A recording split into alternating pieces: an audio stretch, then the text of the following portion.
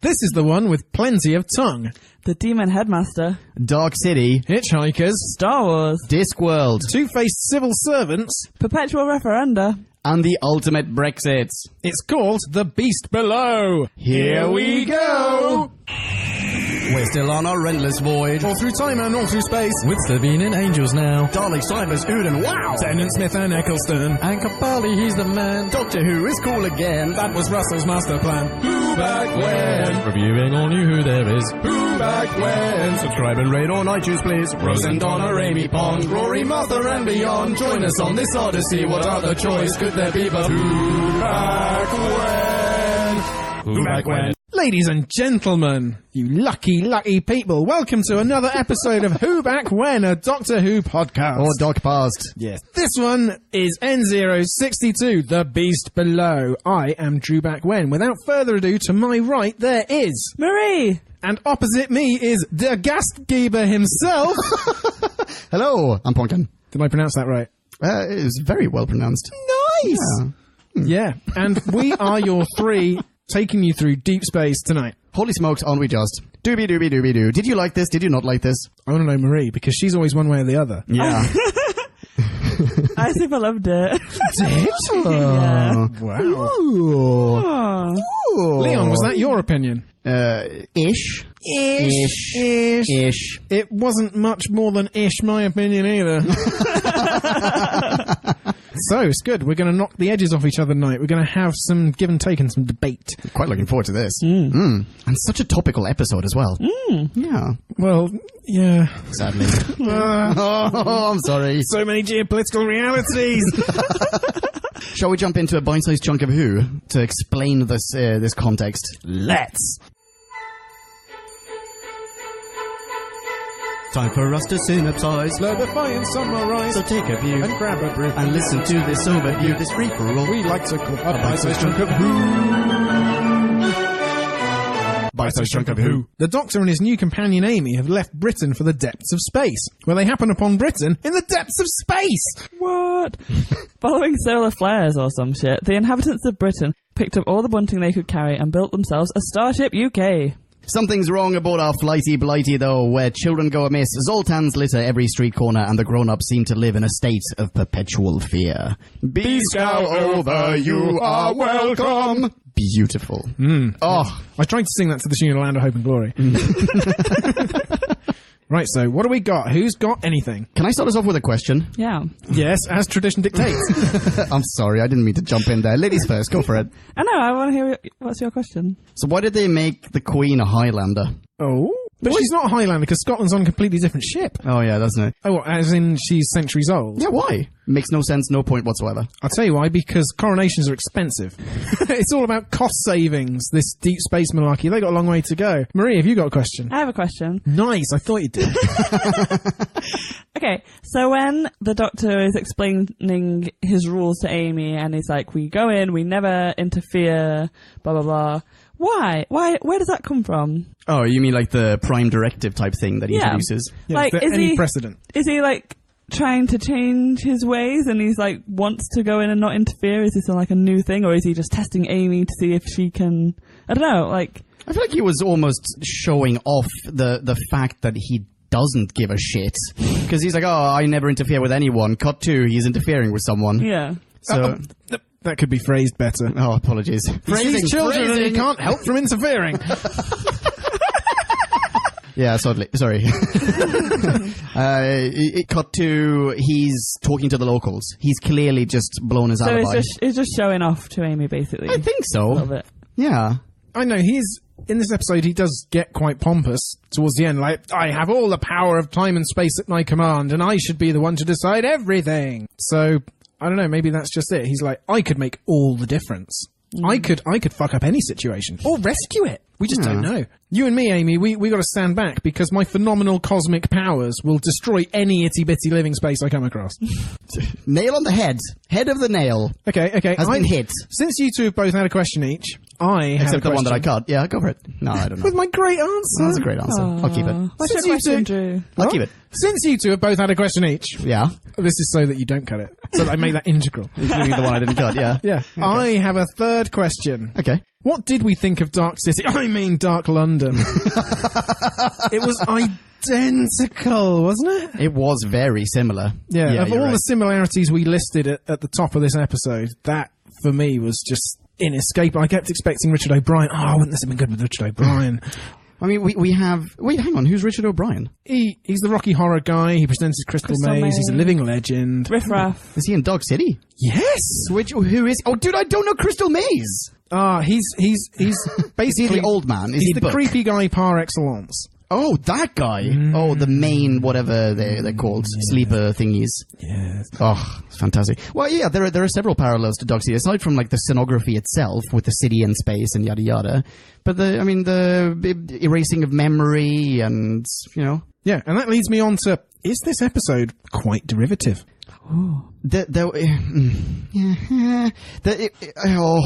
Okay, so I wrote down 2 film references. I completely missed all the other ones that we listed in the intro, by the way. I wrote down Dark City and The Matrix, because there's an element of someone who... basically, the queen is Neo, because she goes through this cycle of discovering the truth, and then she meets the architect, who's like the dude in the basement. Right. And then her mind is erased, and she sort of resets society, and then she goes for another cycle and gets another glass of water and puts it on the floor. Yeah, no, that works. That's good. I mean, I am partly representing Nick in this episode because we have discussed this beforehand. Oh, okay. Both via WhatsApp and while we were watching the Cricket Lords. And he hated the copying of Help Us Doctor, You're Our Only Hope. Oh, yeah. No, sorry, I got Yeah. that one as well. That's I was going to say, I was surprised you didn't get that one. Oh. You normally get the Star Wars. Star Wars one. references, yeah. Help us, Doctor. You're our only hope. That was a bit on the nose, wasn't it? But was that fun on the nose, or was that bad on the nose? I don't think it was fun. No? It detracted. It didn't add. It's too much. Yeah. Yeah. Yeah, you're right.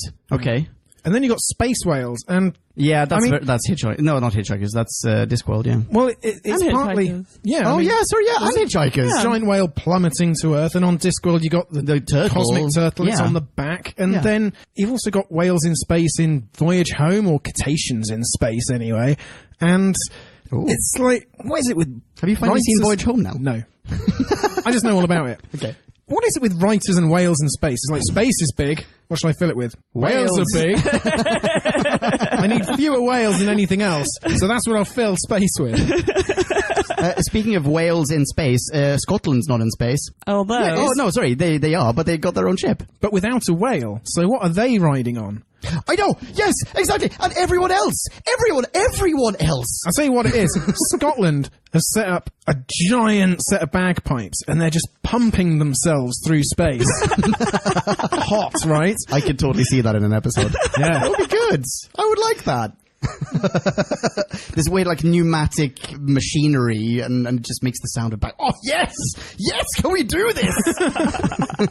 Yeah, that's not the worst spaceship I've seen flying around in Doctor Who. Yeah. All right, so how racist is this, by the way?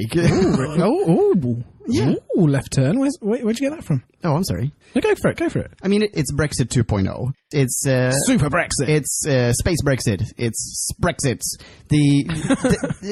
Scotland had their second referendum where they finally got their independence and their own spaceship, and they left it, headed off in the other direction. The UK just goes, well, we just want to be the UK. Very possibly, actually, every country was super racist and just went like, no foreigners allowed, it's just us, and we're off somewhere. But that's it. Like, there are literally no non-British people aboard this ship. This is just... Oh, is that okay? It's not racist so much as nationalist. Yeah, sorry. Yeah, no, you're right. You're right. But I see what you mean. I mean, there'll be no intermixing of foreigners. Goodness knows where they are. But The chin will just disappear. It's just like retracting. Anyway, sorry.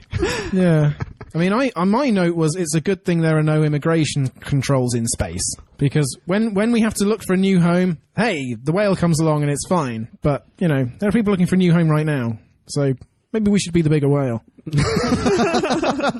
One of the things that Doctor Who has embraced over, at least New Who, I guess, is sort of the cultural diversity of mankind, and here we just do away with it completely. Yeah, deliberately. It's not rubber stamping that. This is an unsettling setting. It's not endorsing. No, I'm not saying that it's endorsing it, but it's sort of like, oh, well, all those great things that you liked about mankind at some point in the... When does this take place again? It takes place after the 29th century. In the 29th century is when all the solar flares and things happened, and then Liz 10 was queen for a number of centuries after that. Okay, right. Okay, so at some point, let's say 1,000 years from now or whatever... In the year 2929...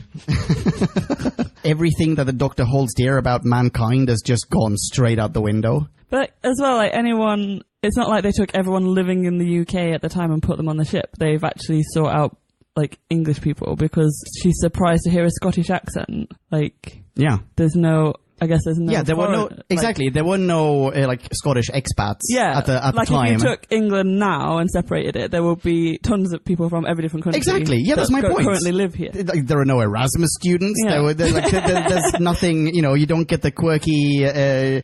Like all the other stereotypes that you get in other episodes. Like you don't get the quirky French guy who sells you coffee on the corner, or the Italian chap who, like, I don't know, got a bakery or whatever.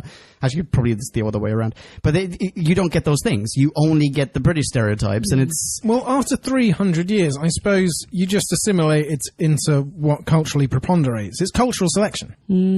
I guess. They might have been there nearly 3 centuries ago, but eventually... They were just, they disappeared into the, Yeah, they had a choice of servicing their fellow margins of society, or they just eventually became British. But that's also not great. I mean, I'm not saying... it's not great. I'm not saying that's not and all of that takes place over 5 centuries, during which they're just constantly torturing this innocent animal. So mankind no longer deserves the Doctor, is my point. It's just kind of shit, right? Whatever. Yeah. Yeah. You are right. It is fairly bleak. Yeah. Is this not also a completely different version of mankind's future than we've seen before? Oh, we see a lot of the 51st century, but do we see anything between us and them? Because we see new Earth, so presumably at some point they find a habitable planet and make it. Also, that's a good point. The Doctor said for a while, it was solar flares ruined it for a while. So maybe they come back? Yeah, they're just on a round trip. But they're worried the whale won't take them back. They're like, don't take us back to the space whale planet. We need to put you in chains so that you bring us in a loop. How do they know that it's the only one left? That is one of my notes. Well, because there's the whole wide universe. Yeah, just because it's the only one you've met. Post-credit sequence, all the other really angry space whales show up. Like it's basically tracking them for centuries. It's this gigantic space version of Finding Nemo, where like the space whale's family's been looking for him, and it's just like, you fucking insects, you parasites who live on its back. We are that infestation that's like irritating you. Exactly. Yeah, except we're not cleaning its teeth or anything. Those animals serve a useful biological purpose. Fleas don't. Fleas don't. No, it's bears. No, that's true. I'm not saying all parasites do. I'm saying the ones that specifically, hang out with whales and sharks and things. But yeah, exactly. There could be whales at the restaurant at the end of the universe. There could be a colony of them on the lost moon of Poosh right now, living it up. Yeah, it's true. Very good point. We don't find out. And so to categorically state, well, it's just so Amy can draw the obvious parallel. Yeah. Which she does too many times. She does. I mean, they make it really obvious. And you said before how they've made it too obvious, and I've been like, no, Maria, I needed it. I'm so stupid. I need all the help I can get. But I had figured it all out way before the end. Yeah. But they were short, so they needed 3 minutes of repetition. Yeah. And they needed the extra long sequence of what does he do? What does he do? He won't eat the children. Oh. It came to save our children. It doesn't eat the children. It came to save our children. It just repeats for so long. Why doesn't it eat the children? Like, does it just regurgitate them? I guess. Why? I'll tell you why, because the children aren't complete. Not enough nourishment. Yeah, there's not enough meat on them bones. There are enough kids in that really gross. By the way, Star Wars thing, fall down a chute into a garbage thing. Yeah. I really hated that scene. So it just makes Amy look really stupid. It takes her way too long to put it all together. And it should have been a really nice moment where she comes to the rescue. And it just... Oh, wait, at the end? Yeah. It takes her too long? It Yeah. takes the Doctor even longer. In fact, he doesn't even get it. Because he hasn't seen it interacting with the children. Oh, I see. Yeah. I am inclined to say it was a little bit of a gamble on her part. How do you know how this thing works? Maybe it's got like independently, like just autonomously acting tentacle things, this space whale, whatever it is. Maybe the tentacle thing coming up and patting the girl on the back has absolutely nothing to do with its intentions. Yeah. Maybe it's just allergic to children because, germs. Ugh. And now she's That's doomed why all the of whale mankind. won't eat them, because kids are full of snot. Gross. Absolutely gross. Disgusting. Also, wait, hang on. What are happening to all these kids? I mean, every kid who fails school, they just It's like slave labor. feed it to the... Yeah, it's 100% slave. Like, they feed every stupid brat to this whale. Also, after 300 years, would you not stop feeding children to it? If it's spitting them all out, wouldn't you learn by now? Oh, maybe not, because you do whatever the Zoltar things do that you have for literally no reason whatsoever. Yeah. I mean, that's part of what the adults get flashed into their eyes every 5 years and then forget, so we can have wiped from their brains. What, the kids? Oh, right. So Yeah. actually, you only have to consider them, or mankind, dumb enough to make a mistake for 5 years. Yeah, I guess, or not fully comprehend what's. Yeah, you're right. 5 years seems like such a long time, though. It is. What about everything? What about the parents? Has no parent ever gone, yeah, I know I don't know what's going on, but my kid's gone. Yeah. Like, Little Timmy was failing school and now he's disappeared. yeah, now he's disappeared. Yeah. Huh? The weird thing is that the adults and the kids hardly interact in this episode at all. There's no hand-holding or anything. It's just there are kids over here crying on a bench, and the There's adults a are going kid. by. There's one kid. Yeah, and there's Timmy who just disappeared. But that is it. There's no families out shopping at all in any other scene or anything. It's weirdly segregated. Yeah, you're absolutely right. I mean, Spot on. I know this episode is meant to be uncanny, but it really stretches my belief that this society would hold together at all. It 100% would not. It just wouldn't. I don't... Okay, can someone please explain the Zoltar things to me? Why are they there? I don't know. Like, Who had that brilliant idea? are they supposed to be an alien, or are they man-made, or there's like the half-human, half Yeah, exactly. Okay, smilers as well. so we get the half-human, half-smiler ones. Then we Yeah. get the half-smiler, half-frowner, half-angry because maths don't work. Yeah. Then we get them as, like... Well, actually, sorry, they're not two separate things. We get them as actual full androids walking around. That is a great moment. Oh, when they stand up. Yeah, that is a great moment. That is pretty I did great. not see that coming. No, I didn't see that coming either. Yeah. I didn't. Yeah, okay, fine. It's a good moment. I'll give it that. Yeah. There are good moments in this episode. There are great moments. There are absolutely great Yeah. moments, but I do realize now we've barely touched upon the surface of this episode, and I already realized that the rating I gave it in my notes is too high. Yeah. Yeah. My rating's coming down as we speak. Splendid. But what is the deal with the Zoltars? What is the deal with them? Okay, I've got another question about another what's the deal with? What's the deal with the girl reciting a fucking poem aboard the Space Vader? The creepy nursery rhyme. Yeah. Yeah. She's like the BBC, what's it called? What, the ident girl or something? It's like, she has a proper name. The test card girl. That's Oh. it. Yeah. There are lots of BBC references. There are, and they're quite nice. So Yeah.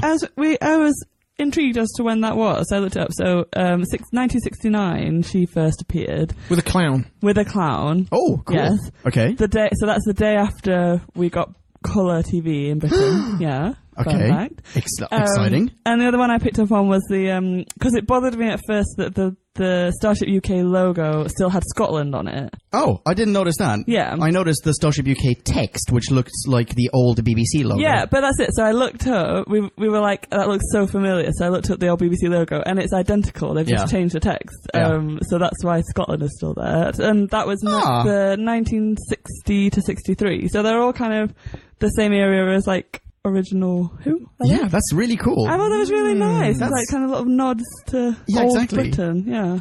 Oh, look at you, Moffat. You just earned yourself another decimal point. Yeah. And that actually makes me think, there are no media in this society, are there? At all. There's no BBC. No, everyone just sits in the Vetaverse. Maybe this is Moffat's cautionary tale of what happens if you don't have an independent BBC. If the government erodes it, and the culture secretary's like, well, you just got to become a mouthpiece for the ruling party, then this is the result. Yeah. Moffat often has a very sort of socialist, anti-capitalist bent to a lot of his stories, or a moral. I think all the little references that we were talking about earlier, I think, because to me, this episode is a fairy tale. Like, it starts with the most fairy tale, like Amy's floating in her nightdress in space in a box, and it's so, like... It's very Peter Pan-like. Yeah, it's really sweet. And then the story is it's like I guess a fable, or I don't know, like... It's a very simple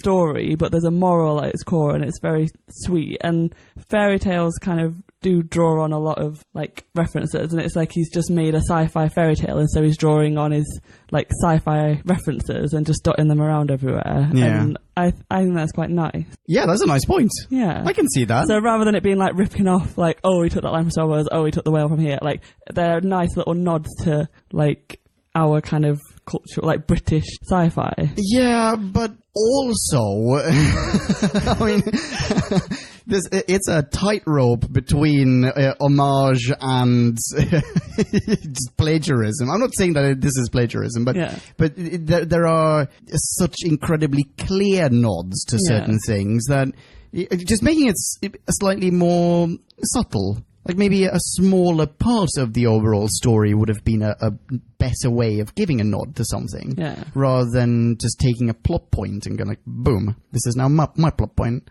I'm not trying to say this is plagiarism. It absolutely is not. It's just, anyway. My question is, what's billowing Amy's hair around when she's in space? Yeah, I know, that annoyed me as well. He extended the air shields. The TARDIS has just got the fans on. My next question is, why does she fall out of the TARDIS twice? Well, yeah, because we hear the doors squeak. Does the TARDIS not like Amy, or is this another companion I'm remembering? The TARDIS doesn't like Clara because she's impossible. Yeah. But we don't get that with Amy, do we? No, I don't think so. And yet she's hanging on for dear life because the TARDIS locked her out. What's going on? No, I don't know. She just really... I mean, she's just been a bit daft. She just wanted another look. Dude, you get the chance to float around in space for a little bit. Are you not going to take that chance? Yeah. Twice. It's like the first time that you need the Doctor holding on to her leg and peering up a nightdress. Like, which he 100% did. Nice, yes! Oh, there's still a little bit of that Tennant Poonhound in the Doctor. I think there's more in him. In Matt Smith? You think Matt Smith's randier than ever? A little bit. Okay, so there's a line he's trying to convince her to, like, she doesn't want to go back home, and he's like, would you rather be here or Legworth? And he's basically saying, like, your life is shit. Come with me and look how sexy my lifestyle is. Yeah, exactly. No, that's very true. Yeah. We also get another nod, speaking of, Liz 10 says, so much for the Virgin Queen, you bad boy. So like, proof. Irrefutable proof. He stuck his Time Lord Willie in her. That's pretty cool. Yeah. And she rattles off a whole list of kings and queens and stuff. I have to report another thing that Nick didn't like about this episode. Oh, really? What was that? Ooh. And I think Nick liked parts of this episode, Podcast Land, but, it's just... That's not what I hear. I hear Nick hated this episode. Our conversation trends Nick, towards what did you hate negative. this episode? Anyway. Please write in. Nick specifically hated this one line of, I'm the bloody queen, mate. But did you not like the line that comes after it? I loved the line that comes after it. Basically, I rule. It made me laugh out loud. Like twice. I watched it twice, and both times it got me. I'm the bloody queen, mate. Basically, I rule. I like both lines. Yeah. I like the queen in this one. Yeah, I do. Liz 10. Yeah. I think she's really cool. It's nice that you don't necessarily expect them to choose someone, to have someone portray the queen as a complete and utter action chav. Yeah. And it really, it just works. I like it. Yeah. It would have been really boring if they had made her, if they had turned her into Lady What's-Her-Face, shithead from Desert Planet. What's her name? Christina Sousa de Fuckface. That's the one, yeah. I mean, they could have done that. They could have had like a young, action-packed, sort of sexy queen. Oh, trying to seduce the Doctor and everything. Yeah, Oh, sorry, I say sexy, like emphasis on sophisticated queen, I guess. Like to have just a young queen who also wields guns, but who is very sophisticated and, just brought up well, etc., from good stock, yada yada. But instead they just go for like super action Rose, essentially, trying to solve a mystery. Is that bad? Maybe, just got some bad looks there. I'm using Rose as a synonym for chav, basically. Right. Action chav. I don't think she's a chav. I think she's just a Londoner. Like, she's got a proper Cockney accent, doesn't she? Oh, actually, that's true. That's what it is. Yeah. Yeah. Fine. Yeah. So action like Cockney. I live in like- Buck Pal, don't I? Buck pal. That's yeah. Really? That's the expression? Oh yeah, Bucky Pal. Oh yeah, Bucky Pal. Oh my. Pause to consume vast quantities of alcohol. Would you like some more vodka, prosecco, cider, brandy, or spritz? I'll drink the bloody brandy, mate. Booze break. My question about Liz 10 is how long has Charles 10 been waiting? That poor bastard. 3 centuries. Oh, mummy, when are you going to die? All that sort of thing. In fact, he probably didn't get the same treatment of having his body processes slowed for the stamps. She's probably outlived like 8 generations of her sons, and 10 or 11, consorts. I got the impression that she's the only one left. Yeah, I don't think she has. Well, yeah, the rest of the aristocracy just died out. Like, Maybe that's why they're keeping her young as well, because there's no one to pass on the throne to. Well, why can't she just bone down with someone and have an heir to the throne? With a commoner? Are you mad? She's a Cockney. I'm not saying what the fuck, man. What's the problem? I'm sure there's a Dick Van Dyke fella out there in London somewhere who can sweep her off her feet. No. I mean, there's vulgar accents, and then there's improper stock. It's a whole different suggestion.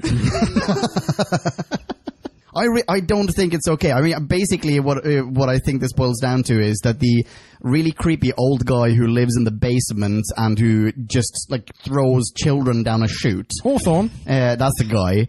I think he's spent 500 years manipulating the Queen's sex life. That's essentially what's going on here, and it's uncool. Did you get the impression when you said 500 years? Do you think he's been slowed down as well? Yeah, I think so. I thought so. I don't know why, but he's been in it from the beginning, and they're all in it together, and they need to see it through to the end, maybe. But that's 100%. never specified. Yeah. No, it isn't. but presumably. Because I think he could just be the latest in a long line. I mean, also, one of the hooded people turns around, and he's Part Smiler. Yeah. But then Hawthorne isn't wearing a hood, is he? So he's definitely all human. I don't know, I get the feeling that he's just part of a reclusive, stonemason-like society, and he's just... Here's another theory. The kids, they gotta grow up at some point. They can't let them back into society for literally no reason whatsoever, despite the fact that they have technology that allows you to erase people's memory, and then they just let them grow up down there, and they cut the back half of them off and turn them into robots, or they have them grow up into Hawthorns. Yeah. They become the Smilers. Oh. Yeah. Oh, yeah, maybe. Maybe. Yeah. Oh, they should have done that. That would have been super dark. Maybe that's why the episode was 5 minutes short. It was too dark. Yeah. We had to cut that. Speaking of Hawthorne, the old Tinker Tailor Soldier Demon Headmaster, spying on everyone. Ooh. He is played by Terence Hardiman, the Demon Headmaster himself. Look into my eyes. Look into my eyes. Oh, he's horrible. Ugh. I don't know that reference. What is the Demon Headmaster? He played the Demon Headmaster in 3 increasingly outlandish series on 1990 CBBC, and also in a special episode of Chucklevision. At the same time, he was playing... That sounds really scary. He was playing Abbot Rodolphus in Cadfael with Sir Derek Jacobi. Oh, but now makes a living playing extras in the BBC soap Doctors. He's played 4 different patients. Really? Over 12 years. It's once with glasses, once without. I don't know, once with his hair dyed, once shaved off. I don't know. That's what he's been reduced to. Poor Terence Hardiman. He was a terrifying central figure of my childhood nightmares. I recognise him from somewhere. I mean, not from anything that you just listed. But I do feel like I've seen him in something. He's a character actor. I think he's quite respectable, is he not? Yeah, he's been in dozens, if not hundreds, of things for a couple of episodes Dozens, at a if time. not hundreds, yeah. Dozens, if not scores, if not, 75s, if not... Fuck you guys. This alcohol is working. Oh, isn't it just? Okay, so here's a scene that I was quite annoyed by. It's when Pond just suddenly abandons her mission to break into an innocuous construction site, like for no reason. By the way, Magpie Electronics, Magpie Electrics. Another Magpie thing. Yeah. The sign outside the construction site itself is Magpie. Is it? I've written it down somewhere. I've not written it down. Magpie Electricals. I have written it down. Screenshot probably not on whobackwhen.com. It's absolutely on whobackwhen.com. Just have a look. I liked that, actually. Really? Why? Yeah, because there's a scene earlier where the Doctor is basically, he sends her on a mission. He says, here's this girl, follow her, find something out. And it's like, she's the new companion, he's testing her, he wants to see if she's got the metal, if she can cope. Yeah. First thing she does is abandon the girl. No, but the first thing she does is, what he tells her to do is look at everything, notice everything, and there's a big do not enter sign and a big tent pop around it, and she goes, what's behind here? She has that intrigue and that curiosity, and she's brave enough to break the rules and to go for it, and I think this is what he's looking for in a companion, and she's proving her mettle right now. Yeah. Okay. And you say the first thing he does she abandons the girl. What's the Doctor just done? He abandons her. She's the perfect student. Yep. Okay, touche, point taken. Points taken, plural, but... That's quite sexy. But, okay, we've talked about how massive coincidences in plots can be quite aggravating. I think this is one of those things. It's like she comes across this... Okay, so the road is blocked due to a hole in the ground. Was it easier to just block off the whole road than just, cover the hole with something, put down a whatever? It doesn't matter. Okay, regardless. There's no one else around. There's literally no one else there. You don't even have to block the road. Why are they letting people in there? Why would you take the risk? Why is there just like a padlock there? Why would she stumble upon this thing? There's a diversion in place, and... I don't know. I thought you were about to suggest that actually this is all a massive trap to lure people in, to get potential protesters in. But that too seems like utter shit. Yeah, that rings false. Yeah, exactly. But then the whole concept of a road rings false because there are no vehicles. There are no vehicles. It's a glorified corridor. But there were roads before there were vehicles, weren't there? Wouldn't you walk down... Or you'd walk down They've got bicycles. path or a corridor. Where are we, by the way? Where does this take place? Does it take place in a part of London? Well, the tower's there, so I assume it is London skyscraper, as opposed to Surrey skyscraper or Lancashire skyscraper. Well, no, because the boy was saying London's 20 decks away, so they're not... Oh, yeah, that's a good point. The whole thing can't be London. Although that doesn't fit with when you see it from a distance, there's definitely, I spotted the biggest one is Yorkshire. I was quite proud of that. Nice. So I guess, maybe it's a county. Maybe you're in a county, so they're in Greater London somewhere, and you got to go up to get to central London. Where are all the people? Doesn't seem like there are that many people. No. Yeah, London should be packed. London should be packed, and they are, this girl has somehow managed to go down a completely empty alleyway. There should be no empty alleyways, and also there should be no, decorative classrooms with barely 10 kids in them. No empty alleyways, diversion in place. What they should be doing... They've blocked off the road, and nobody's going down there except the kid, because she's trying to get away from Amy, who she knows is following her. Yeah. Yeah. Story checks out. I think you're trying too hard. Can we talk about their version of democracy? Absolutely. Yes. So do you... Because I liked the idea in the beginning when they were saying if just 1% of people protest, the whole thing is kaput. I was like, okay, that's a really interesting, because that means that everyone's choosing to forget, and we're all culpable, and it's quite an interesting kind of moral thing. Yeah. However, everybody that chooses to remember is then killed. Yeah. So... yeah, that's my note as well. Protesters' opinions count, yet they are fed to the whale. Yeah. So do we think there's unless there is 1%? Oh wait, hang on. Are they counting? And there's less than 1% get killed every year. Would they stick to their word if more than 1% go down the tube? Was killed. Yeah. Do you think? And then the remaining 99%, they're just like, don't worry, you don't even have to answer the question. Yeah. You are spared. It's been answered for you. Yeah. That's dreadful. Yeah. That's absolutely appalling. Yeah. See, it starts with Brexit. This is what we're heading to. Oh dear. But also, yeah, exactly. Only a large enough minority is worth anything, and anything smaller is to be just excised. Yeah. And it's like they're not making it easy for that minority to win either. But I guess I'm not justifying them killing people. But, that's good. But if you're going to let the protesters walk free, Yeah. then what's to stop them telling people, and then the whole system goes kaput? Yeah, groundswell. Well, they could just... Okay, why not do this? Why not register everyone's opinion, but also wipe everyone's memory? Yeah. And once you get the 1%, which, by the way, not a whole lot. Not so a whole the lot, population yeah. of the UK, a bunch of assholes. Once you get a 1%, no one remembers this. Then at some point they just press a button. Everyone suddenly remembers everything, and it's just like, oh yeah, that's right. Yeah. And sure, you'll get some people who feel guilty because they chose to forget at some point, or they chose to protest. But you don't have to feed the whale anyone. You have to feed it something, though. Well, they can make bunting, but they can't make food for a whale. It's hard to come by plankton in space. But, I mean, do kids and adults count as plankton? But I guess the whale was surviving without them. Like, the whale... Wait, hang on. What are the people eating? On space things. What are the people eating? Oh, it's all recycled. Soil. Poo? They're just Whale poo? whale poo, whale sick, ambergris, anything they can get out of that space whale. Wow. Oh. I like Anyone want another drink? I like the whole 1% thing because it makes you I'm lined think, up. doesn't it? It is a That's prompted true. thought. Yeah, That's definitely yeah. It's like a lot of elections are decided by barely more than 1% overall, and there are so many seats that could sway either way. And, and there was a great line about how democracy. Every 5 years, people choose to forget what they've learned. Democracy in action. That's an amazing line. Yeah, it is. It really is. Yeah, we've been dropping deuces on this episode for a bit now. It is a well-written episode. Yeah. Yeah. And I can't believe they got Jeremy Corbyn to present that video on democracy as well. He's the one saying, I hope you will choose to enjoy all the amenities of Spaceship UK. That's Jeremy Corbyn. Look back. It's not. It's not actually, but No. it must be his brother Bernard Corbyn. I don't know. Goodness.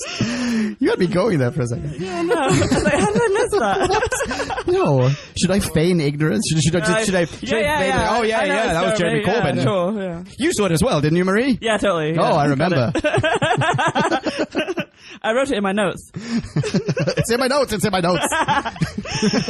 Oh, dear. Okay. I figured out how, by the way, that they knew it was the last space whale. Oh, really? How? Because they microchipped the population at one point and kept track of them. Yeah, that's throughout the whole of space. Yeah, microchips. I don't know. Do they not say something like, we didn't see them for ages and ages, and everyone assumed that they had been just gone extinct, and then just as mankind was about to die, by which I'm sure they mean just Britons, this one kid whale showed up? They only meant just Britons because all the other countries Had already gone. Yeah, they'd looked after their economies. They had kept enough resources to be able to leave the planet, and Britain was just left. They hadn't left the single market. Yeah. They were able to... Yeah. Whereas Britain was just coasting on a sea of its own shit. None of us are Brexit fans here, I think I'm right in saying. It's true. It's true. Another question. In other visions of mankind's future, we don't normally get to see a monarch because it's just something that we don't get to see it being done away with. There's never now he or she has abdicated, or there was the people stood up and there was a revolution, or there was a referendum or anything. But in the future, there is no such thing. It's all very democratic and or possibly it's turned into a meritocracy. There's no, you don't inherit roles and titles.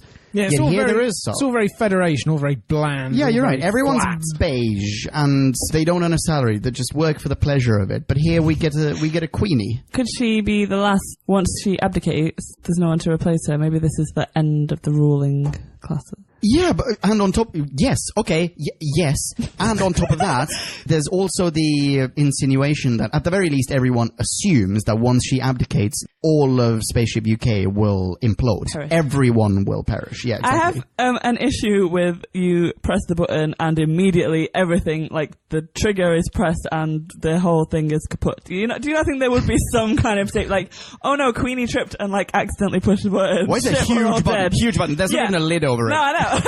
No safety feature. Yeah.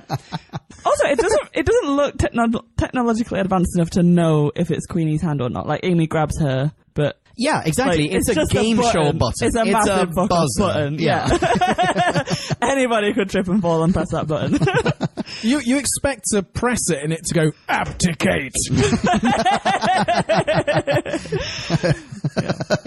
And now the whale is happy to keep on doing its thing, but what else is it going to do? It's got a city surgically grafted onto its back. Yeah. It's got feeding tubes running into its mouth. Yeah, what did the abdication button do? Because all of that didn't just ping off, did it? Yeah. Like, yeah. what was it doing? There was like an earthquake in the London Tower and... Also, wait, why even why abdicate? Yeah. Like that Just that doesn't release even... the beast. Like, Yes, exactly. That's what it should be. Forget, release. Oh no, if you put release the beast on, she's much more likely to press it. so much more tempting. Release the beast. Well, I guess it's playing on her conscience. It's like if you're choosing to release the beast over your... It's a form of self-destruction almost. Yeah. Yeah. So you're choosing to kill your subject. So that's why you abdicate, because you no longer represent their best, like, interests. Yeah. I don't know. Why did they fucking chain it up in the first place? It came to help. Like... Yeah, it just floated down through the sky and was like... Well, how does it communicate? Throw a rope around that beast. Like, it's huge. How the fuck did they chain it? Let's hold it down for I don't know how many decades while we transplant an entire nation onto it. Yeah, and it lies there. How did it take to build the fucking Tower of Yorkshire? Or the whale saddle. Where is Wales? Is Wales in here? That's why it came originally. Yeah. It's like, I'm going to save the whales. It's people. I got a memo, you guys. I'm the last one left, but I've heard there are whales here. But yeah, I suppose that could be an explanation, couldn't it? That the whale laid in the sea... I don't know how many years. The thing is, the Earth's being bombarded by space flares, so time is of the essence. So it's not like they can spend a century or two doing this and then, by the passage of time, forget that the whale came in peace, and they, by degrees, grow more insecure and start jabbing it. They won't worry that it's going to leave them. Yeah. Maybe it tries to go off to find food because it needs to eat once a decade or something, and mankind looks tasty. It's about to be barbecued. Or maybe Nigel Farage 15 said, "How can we know that this whale?" Oh, that's what happened. Yeah, this come in our interest. This whale, it only is out for itself. We need to take that control from this whale. Nigel, how did you get in here? I feel dirty just doing that. I know. Okay, so I wrote down some trivia for this one. Number one, this is from... Oh, actually, I don't remember where this is from. Somewhere on the interwebs. Someone once said a thing. Yeah. And then someone else wrote it down, and then it must be true. Yeah. Okay, great. Let's lend it credence. Quote, very reputable source. I think this was IMDb. Stephen Moffat's least favourite of his episodes. I can fully believe that. Yeah, me too. 100%. And I think it's something that one of you, or both of you said earlier on. This is a shorter episode. It seems like it's been expurgated. Like there are so many things that everything that we're pointing out here deserves a subplot, and none of those subplots exist. And it almost feels like this should have been a two-parter. Yeah. You know what's weird? I don't know. Is the thing I just said? In Angels in Manhattan, yeah, Amy writes the afterword for the Doctor and says, "Go back through time." I can't do Amy, but I'm doing... No, but please keep going. Go back through time, you wee raggedy man. And that little girl, she'll need some hope. So tell her, that that she'll see all sorts of things, and she lists a few things, and one of those 3 or 4 things that she lists is she'll see a whale in space. And it's like, that makes the cut. That makes the top highlights of Amy's story for little girl Amy, even though Moffat hates this episode. Yeah, Because it's a fairy tale. Because it's a really romantic notion. It's like a whale in space. That's a beautiful image. For a child, it's easily recognised as fantastic. Exactly. Yes. Gotcha. Yeah. Let's talk about Amy more. Okay, go for it. She's 1,306. And looks great. How, though? Yeah, because that doesn't really add up, does it? Oh. Does it? I have a theory. I have a theory. go for it. And I may be giving Moffat way too much credit. Okay. But okay, you've got your 29th century, right? Yeah. And that's like 2850, let's say, taken the middle of the century. Liz 10 has been queen for at least 200 years. Add a century for luck, because the mask is pretty old, we have 3150. That would still mean Amy came from, like, the mid-19th century. Did Moffat at this point already know that he was going to send her back in time with the Weeping Angels?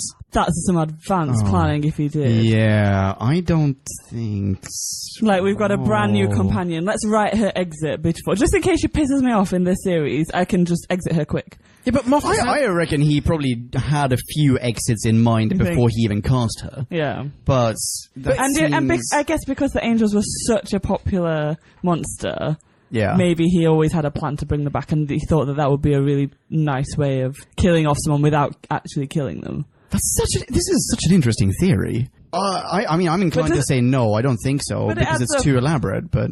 It may add up, but then against that, he does keep it vague, because there's no date on the gravestone for when Amy died. All we see is that she died at the age of 87, and we don't know exactly what time this is. Yeah. But I want to think he had it in mind. I want to think he had it in mind. I'm giving him an extra point. I'd like to think that, yeah, no, pat on the back. Yeah. because otherwise, why say she's so crazily old? Yeah, it's so specific. Yeah, it's very specific. Is it not put in there to make you think about something? Well, everything Moffat does is so calculated and so precise. Yes, Everything that's true. must have a function.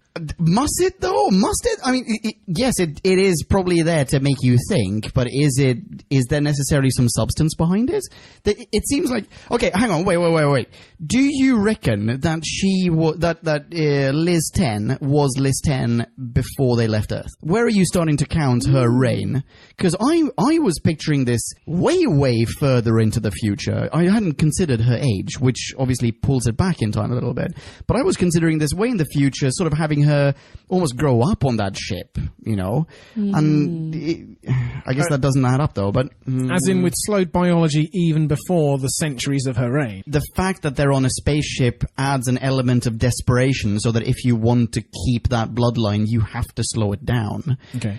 But, yeah, basically they've spent more than 500 years aboard the Starship UK, is what I was thinking. But I guess that's it. The date is so vague because he kind of goes, oh, you know, the mask looks at least 200 years old. That's a very vague and rough estimate. So we're just pushing it more into the future. So it doesn't need to have thought about the Angels, but there's enough wiggle room there that he could. it's also possible that they didn't do the maths at all, but I they think he just did. like, Yeah. I want you guys to be right. I think this is when Moffat goes, somebody cracked the code. They win the prize, and he's going to be on next week.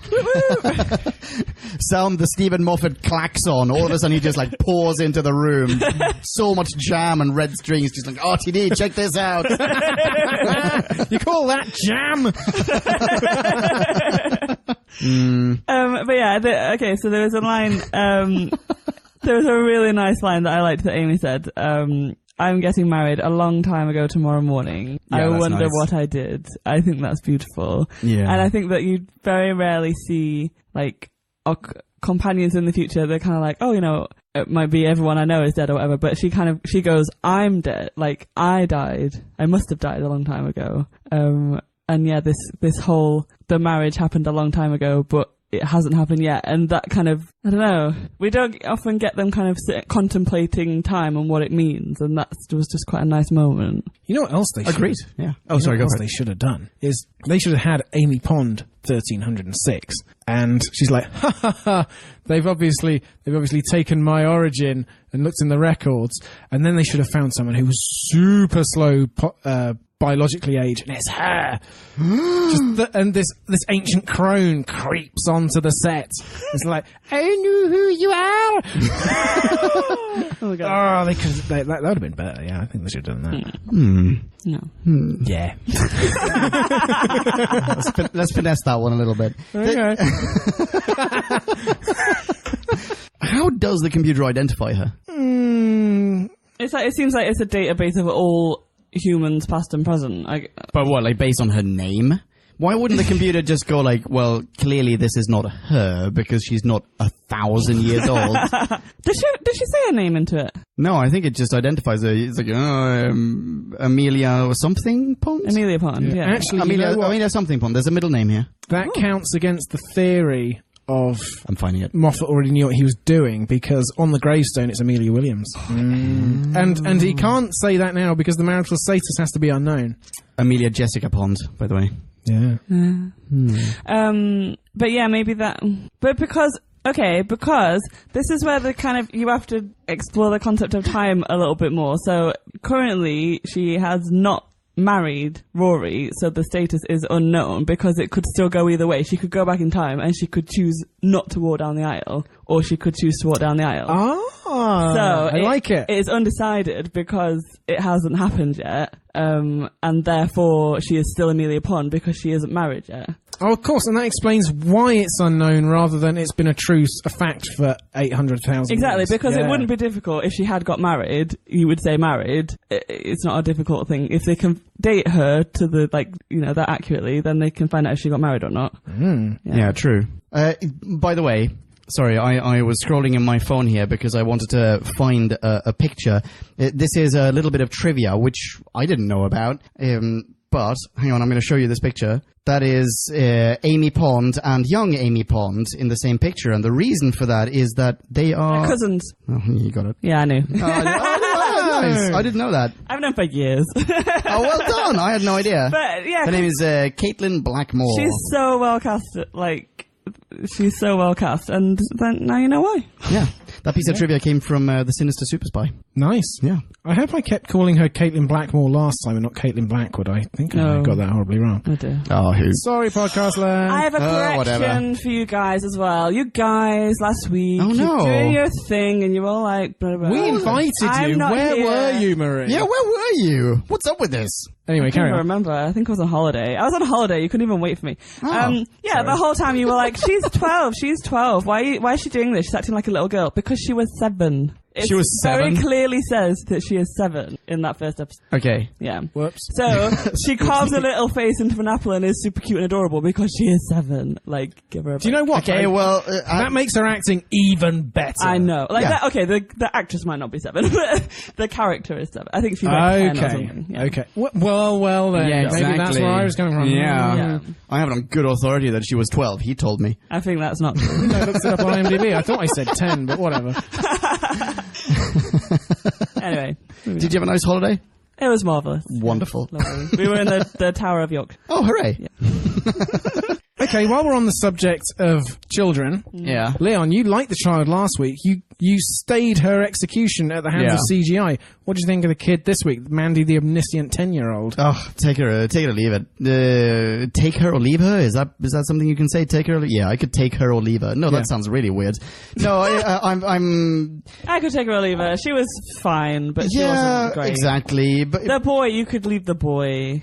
Oh. Okay. Oh no, wait. I have a question about the boy. Oh, okay. So Timmy and Mandy. I don't know if he's called Timmy, whatever his name is. Timmy and Mandy are like BFFs. They're in the class together. She's like, Timmy, go do your thing. Yeah. Don't get in the lift, Timmy, because you'll die. And then he ignores her, stupid Timmy. Well, that's the reason he's failing everything. He's a fucking idiot. It's like, I want to get in the lift. However, the idents.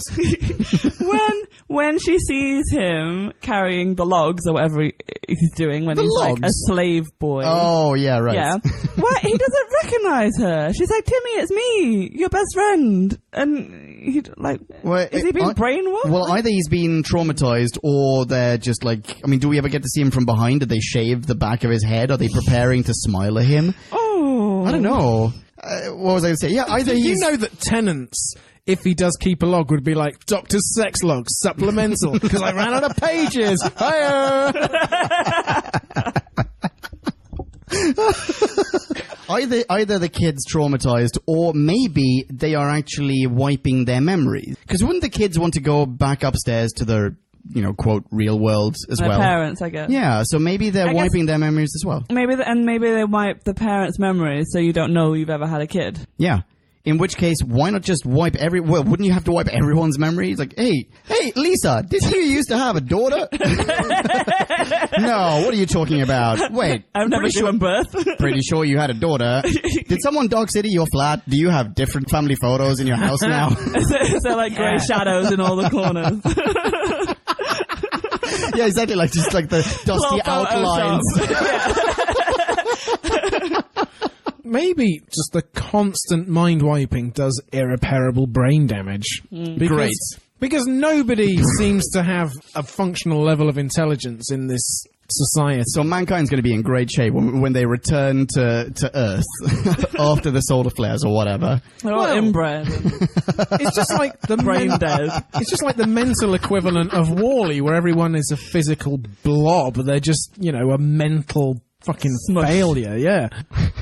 God, I love this society. It's so great. Okay, so here's so much to look forward to. Okay, here's another question. We get to see the classroom, well, the sort of dispensing of, not grades even, actually just like, have a nice day, you're about to be killed. Yeah, he got a 0. There's like, we don't know what the scale is. Everybody else got like 92. Timmy gets a 0. What? Timmy, just to hammer home what a complete and utter failure. What a disappointment to every living, breathing human being you are. 0. Yeah, there was a mark for writing Timmy at the top of the paper in the box where it says name, and you fucking failed that as well. That's not a pen, that's a carrot. Like, you could have scraped a pass with 42, but you get 0. So, is Zoltar teaching the class? Hitchhiker references now. Oh, sorry. Is Zoltar teaching the class? There's no teacher. I think Zoltar is teaching the class. I think he is. But you never hear Zoltar speak. No. None of them. Oh, wait, hang on. Yeah, we do. He's just babysitting them. Well, we hear someone give the well done. Yeah. Lisa. Yeah. Oh, yeah, he good does. going. Oh, sorry, yeah, you're right. Jolly good. And they speak to the... Rupert. Do they speak to the doctor? No. I don't think... No, the the half smiler, half human does, because there's like a little bit of a robotic voice. Yeah. Oh, yeah, but he's speaking as a human, and then maybe later, once he's revealed to be both. But that's why I misremembered, because after that initial Smilers talking scene, they are just silent threats. Right? Yeah, I think so. Yeah. I think you're right. Which, again, is weird and inconsistent. It is. But also, like, I mean, I'm sorry to backpedal on this, but why the fuck are there Zoltars all over the place? Like, why would you build them? Because this is how you keep your population in check. What? Like, they don't remember them? They do. They're everywhere. What do you mean they don't remember them? Well, I mean, oh yeah, I guess they do remember them. Like, well, why build them in the first place? To keep people from asking questions. You've got this like silent threat that stops people from misbehaving. You're constantly watched. It's like CCTV, but creepier. I feel like if you're wiping your population's memory every 5 years, then you don't need fairground mannequins here and there. 5 years is a long time. Like, people will start asking questions before 5 years. Yeah, wait, hang on, that's true. That's totally true. Why isn't there like a Denis Leary and Demolition Man type situation going on below deck with like people wearing tires for jackets? Yeah, and why isn't the Doctor cornering one of this, emergent subclass of people rather than he has to land on the fucking Queen? Why is the Queen the only person who stages a revolt? I mean, I guess that's a lovely paradox in itself, but you know what? I want Denis Leary. Give me Denis Leary. Why is Denis Leary not there this should have been an underground resistance. Exactly. Yeah. Yeah, it's half-baked. Two-parter. The Queen... I don't think it is a two-parter. No. I think it's a half-part that's been stretched. I feel like... but if you gave it another part, you could flesh out all of the things Exactly. that aren't If you fleshed gave it out. another part, then 3/4 of it would be a stretch. If you make it a half-parter, then you need to cut so many other things to make it more streamlined, whereas now, because you're hinting at so many things and you're just dropping so many mysteries, you feel the absence of solutions. Yeah.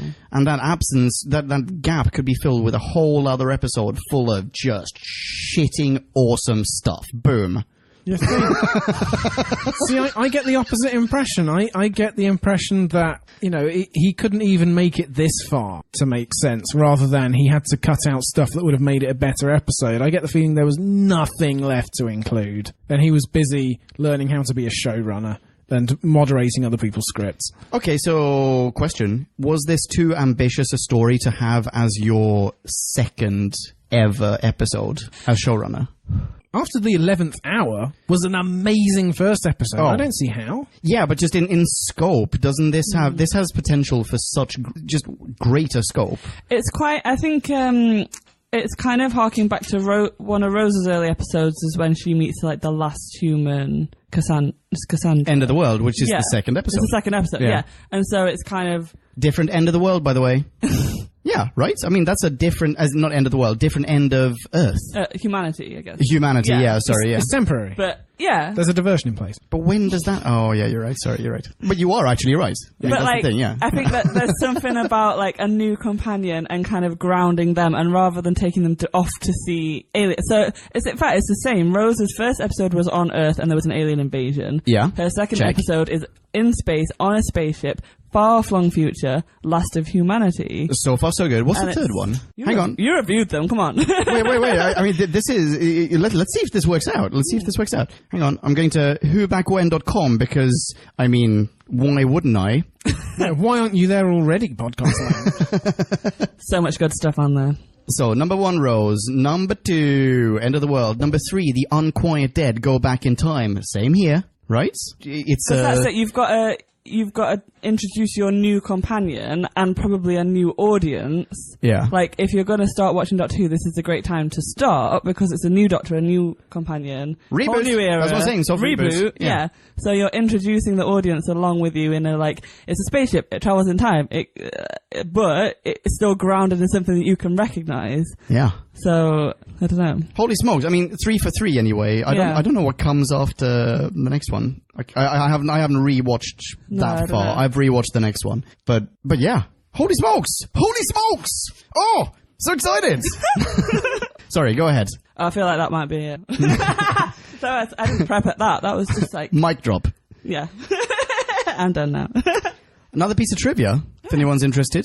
I'm just going to read this straight from, I want to say IMDb. A cut line would have stated that there were other nation ships and that there used to be travel between them, but that Starship UK sealed off its borders several decades ago. Really? Oh, fuck, Moffat. Yeah. You could see it coming. You could see it coming. He's a clever man. String. He's a time traveller. Or Brexit is just one giant ploy to make us all appreciate Doctor Who more. At the expense of all of our lives. And yet here we are, willingly. It's working. Yeah, I know.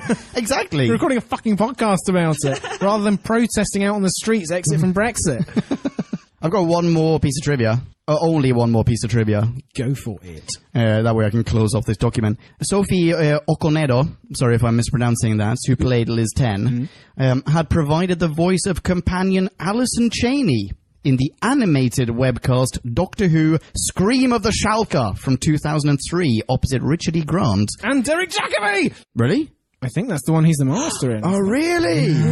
Oh, that's so arousing. As in he was reigning as the current master. Oh, Derek Jacobi! Complying everywhere right now. My goodness.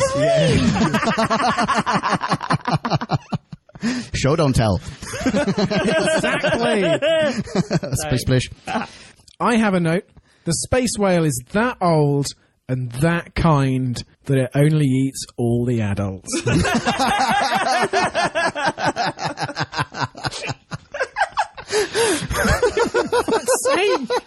the only thing they're feeding him. Wait, is it only? So all the stuff that comes down the garbage chute, that's literally just bits of adult? Is this your... No, this is your, like... you know, you get the green bins with all the organic waste goes. You put your banana peels and stuff. Do they just shoot the banana peels down into its throat? Well, presumably. I mean, we don't know how its physiognomy works out, but your answer to my prior question of what do people eat nowadays, it's either, Soylent Green, it's either the people who go missing, or it is whale poo. those are the only options. And if you're going to eat whale poo, then you're probably going to try to put, organic stuff into the whale so you can get organic stuff out of it. Can't we have a greenhouse tower? Can't we grow things indoors nowadays? Well, probably, yeah. Yeah. That's my point. You don't have to feed them. You don't have to. That's why I said before, like, why are you feeding the whale humans? Why not just wipe shut them up? No, wipe their memories. Well. Wipe their memories and feed it like, Maybe some people are resistant. Maybe it's like, fake plankton. What's the guy, the hypnosis guy? What, Darren Brown? No. Oh my god, I love that we both immediately went for Darren Brown. Yeah. By the way, Darren Brown, if you're listening, I have such a crush on you. You're amazing. Oh my god, me too. I know you don't swing my way, but please do. I don't swing your way. I still have a crush on you. You're amazing. Neither of us swing his way, yet we just double teamed him. That's weird. But anyway, it can be Darren Brown. Anyway, but it works on people who are susceptible to it. So the people that want to believe get their memories wiped. Maybe if you're part of the resistance and you're asking questions and you don't want to believe, then maybe it doesn't work. Oh, maybe. So they because can't they want just to forget wipe their memories. Yeah, you want to forget. You're choosing to forget, so you're susceptible to it. Oh, they should have made that explicit. That would have made it much better. Wouldn't it? Yeah. You should be the showrunner. Where were you when he was penning this? I also want to talk about, most of my notes, to be honest, are just lines that I really, really liked. Oh, let's hear him. Let's hear him. So we have... Okay, no. The first one is a line that I hated. This is the worst line in the thing, to be honest. Okay. Did he do the thing? Where's that? Wait, what? Liz 10. They like, the doctor said, did he do the thing? And then she's surrounded by the glasses on the floor, and the doctor just in the glasses. Yeah.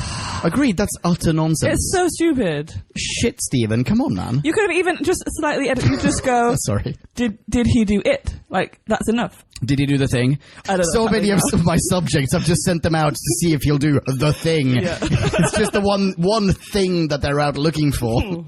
So yeah, assuredly, absolutely none of the people she rules, because she knows them all intimately, will be clever enough to do what the Doctor does, right? That is a categorical distinction between humankind and Time Lords. And by the way, the you look Time Lord line happens in this. Oh yeah, you're going to mention that? Are you going to mention That's that? nice. Yeah, That's nice. That's a Is that good the first line. time it happens? Maybe.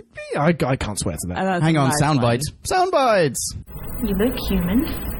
No, you look Time Lord. We came first. Yeah, good line. Nice. Great line. But the point is, they can be absolutely certain that when someone does something, that is the sign that it is the Doctor doing the thing. Yeah. You're right to hate that line. I do hate that line. Yeah, it is pretty shit. More than I'm the bloody queen, mate. Oh, no, I'm the bloody queen, mate. Did he do the thing, though? Hang on. She has a room full of, just glasses of water. Everywhere. Yeah. Or vodka. Or vodka. Yeah. And a fucking chandelier, diagonally plonked onto the floor because that's fashionable. And you don't know if she's just a crazy deranged queen or if it's an Andy Warhol film.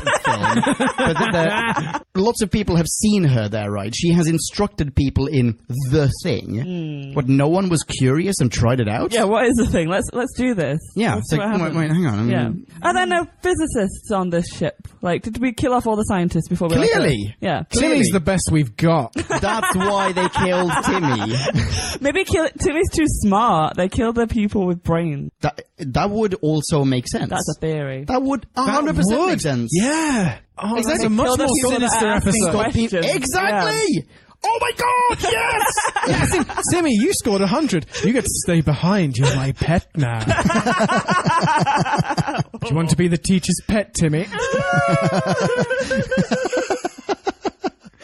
Hold this log. Exactly! Yeah. Log swings around. Sinister log on this side. Oh, shit. Oh, dear. God. Marie, you liked some lines. I like some lines. Okay, I'd like a line or two. Oh. I liked a cave? Can't be a cave. Looks like a cave. On the plus side, roomy. I did love the Doctor's face when he was like, this creature is so vast. Matt Smith really sold me on the Doctor's wonderment. Yeah, definitely. There's a childlike... I liked this little cave thing. Everyone looked at me really blankly. I thought that was really cute. No, I'm sorry. There are two things that piss me off. Oh, sorry, go for it. Well, I'm just saying you're trying to reach podcast land, not touch our hearts. I mean, Podcast Land, did you like the cave? Tell me. thousands of people are cheering. Hey! Hey! But, however, another point that you said last week that I disagreed with. Oh, let's hear it. So you were talking about the Doctor being goofy, and that runs through his entire run, like he's a goofy Doctor. And I disagree, because I think he was goofy in the first episode because when he was like coming around and he was walking into things and he was a goofball. And he doesn't do it again, because I would hate him. Like, I hate goofballs. They make my skin crawl. Oh wow! Holy shit! Like, I love Marie taking goofballs to task. We better serious up. But like, I love that first episode because there's context for it and there's a reason for it and it fits. But if he'd have carried on behaving like that, I would have very quickly tired of it. But he doesn't do that. But he just makes really like oddball comments and how he phrases things and how he says things And how he looks and how he acts. No. But he's an oddball and he's unexpected, but he's not goofy. I wouldn't say he's kind of. I think he's predominantly goofy, but in this episode, when he's like, "Well, I guess I'll euthanize the last of the space whales." Oh god, that's a sentence. Then there's a little bit of the dark.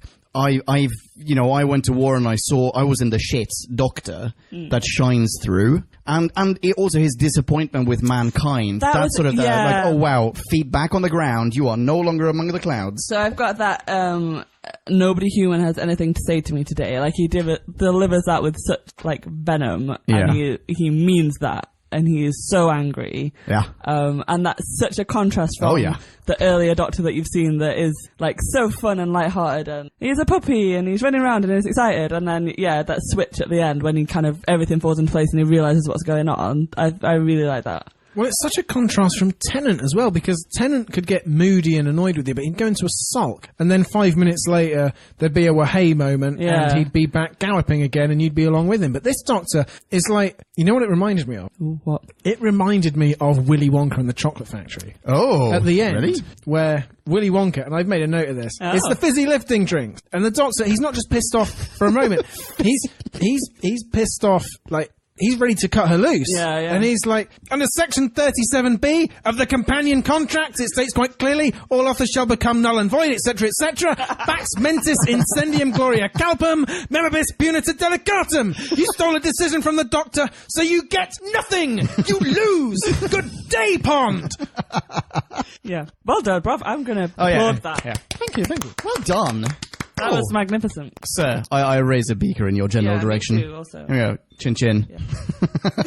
Well done. But there's a very real worry that he is just going to cast her loose. Like, she's had her chance. He is testing her. He sent her on a mission. He gave her a job, and she's failed him. And it's incredibly harsh. It's really harsh, yeah. And then she's there going, I don't even remember it. And I think, fucking hell, Pond, that's not an excuse. But no, certainly not. Yeah.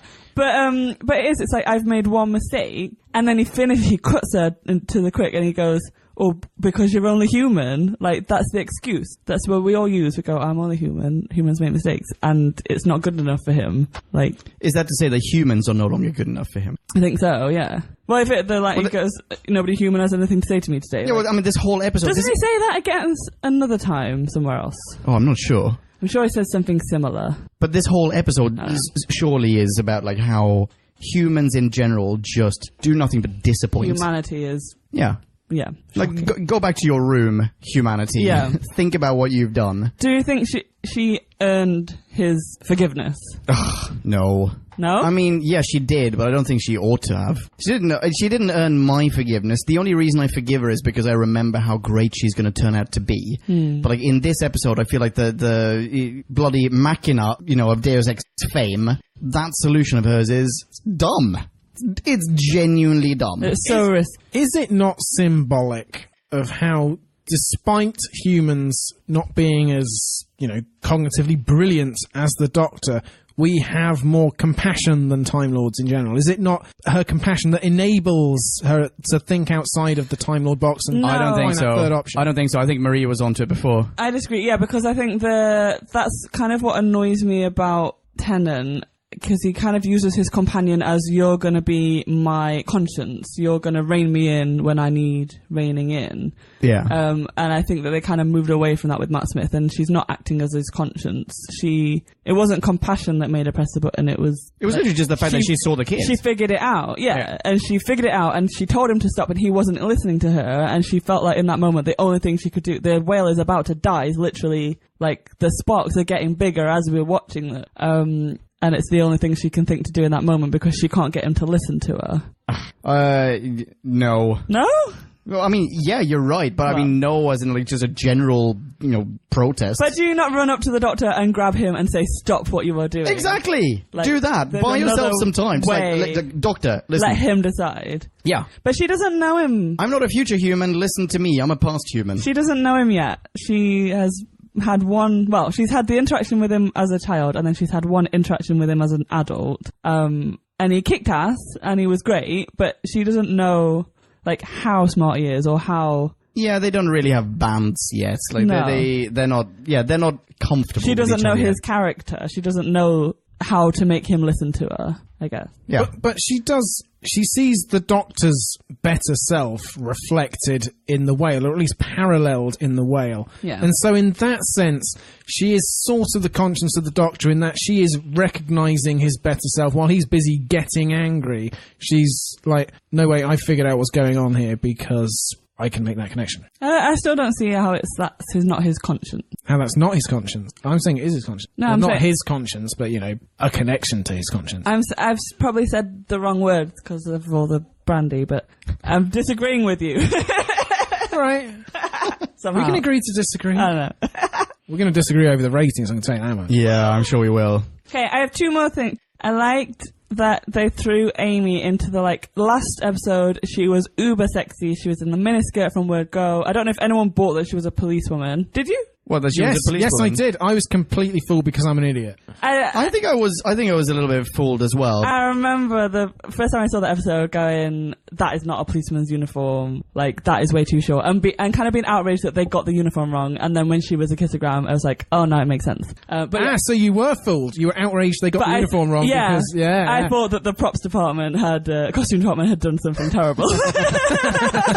Anyway, but last something episode, great.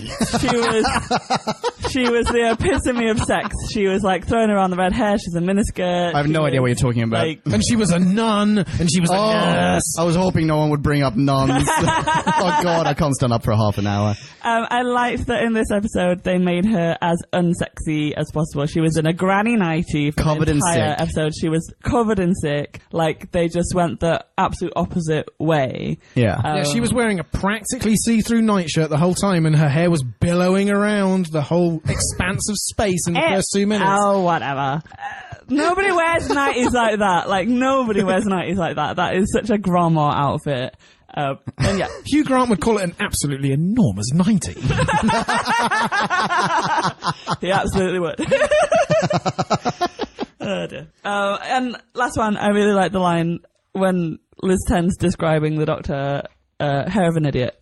Oh yeah. Yeah, that is nice. True. I've only got one more note. I think it cheapens slightly the trope of Amy says to the Doctor, I ran away once just because I'm scared. Did you ever do that? But I love his response. Wait. Sorry. This is right near the end of the episode where we're having the almost unnecessary second recapitulation of everything that's going on. Yeah. And Amy's just saying, like, I was scared. I ran away from my wedding tomorrow morning, which I may not have had hundreds of years ago. Were you ever scared? And did you ever run away? And Marie loves it. I just love his response because he says, yes, I did. And she goes, what happened? And he's like, hello. I love that. I love that moment. The thing is, nice. Yeah, I you agree. can That say is good. almost anything to the Doc and he'll have an example for it. And she said, did you ever commit an unimaginable genocide of 2 entire species? And he'll go, hello! But again, at this point, she doesn't know how old he is. She doesn't know all that. She's just looking for someone to understand where she's coming from. Right, what's your last point? We have 1 point left. No, I have one, and mine's Okay, you can go last. No, I've got okay. 2 things, and you can go last. Okay. You can close this off. The first one is, I'm not going to pull a soundbite because I don't have the energy, but inside the Vater, the elevator, the Vater as they're called, they talk about it's the Vaterverse, sponsored by McClintock's Candy Burgers, which I thought was kind of cool. That was so quick it just passed me by. Sure. Mishmash of information. That's just fantastic, I think. And the very last thing on my list is we end on a crack on the side of the ship. We get to see the crack in the universe. That was my note. Oh, I'm sorry. No, it's fine. Let's discuss the crack. We see the crack. Yeah, and it's set up and there'll be more cracks. That bothered me because I like the idea of the crack, like it appears, because I'm sure it's appeared in episodes. The TARDIS does its thing and disappears and the crack's behind it and it's like ominous and cool. It bothered me that it was on the side of the ship and the ship's flying through space and the crack is flying with it. It's supposed to be a crack in time and space. It's supposed to be static. But the crack is otherwise in Amy's in wall. One place. Yeah, but the crack is otherwise in Amy's wall. On Earth. And the Earth is moving around. Oh, it is orbiting the sun. Oh, yeah, you got me there. Yeah, there you go. So, I mean, everything is moving around, right? Or I mean, everything is relative. Or possibly the crack is always in the same place and the rest of the universe is moving around it. I don't want to talk about being fucked up the crack. Maybe they did. Maybe they... Do you want a little swig of this? There's not much Prosecco left. The crack is in one place and the Earth is moving around it. And that's enough. Okay, sorry. We've got a bottle of champagne in the fridge if you want to crack that open. Sure. Speaking of cracks. Yeah. Right, I have Nick's last note. Oh, yeah. He sighed. 1 hour and 35 minutes into this editing extravaganza. Sorry, go for it. As you see the crack, you also see a giant Technicolor space whale, extremely visible, at least as visible as, as 50% of it's as big as the ship above it. How do you not spot that at all? Like in the beginning? Until now, yeah. Because they're flying over it. When they see the ship, they are literally above it and they're looking down. Yeah, yes, I call bullshit. They're approaching sunny side up, is what happens. Yeah. Well, I mean, that's how do they materialize in the thoroughfare and no one in, this floor, London, notices. But surely the Doctor, when he's running his scans, or the TARDIS surely would pick up the fact that there's a giant goddamn whale out there. But the Doctor doesn't run his scans. Why not? Why doesn't he go back to the TARDIS and go for a scooter around the ship? Why doesn't the TARDIS just tell him? We've learnt this because the Doctor has all the scans and he just doesn't use them because he'd rather the element of surprise. He just goes out there blind because it's more fun that way. He could learn it all from the TARDIS, but why was the fun in that? Like, that's been established. I don't know if it's before or after this episode, because I'm a bit confused as to where everything happens, but they have discussed this in the show. But what that does, I mean, that is just masking we need some extra wiggle room for some Doctor Who stories. But even so, but you can still apply, tokens of credibility to everything that you then see. And to me, this isn't credible at all. That there's a whale as big or bigger than Starship UK above it, and there is just, for the first 20 minutes, it's like, well, there isn't an engine. What could there possibly be? There's no way of finding out. What, from the Doctor? Yeah, he's down in the engine room and he's completely clueless. He's like, well, this is as much a mystery to me as it is to you, Liz 10. I don't know. I think that's a super good point. Yeah, no, sorry. I very rudely interrupted you there.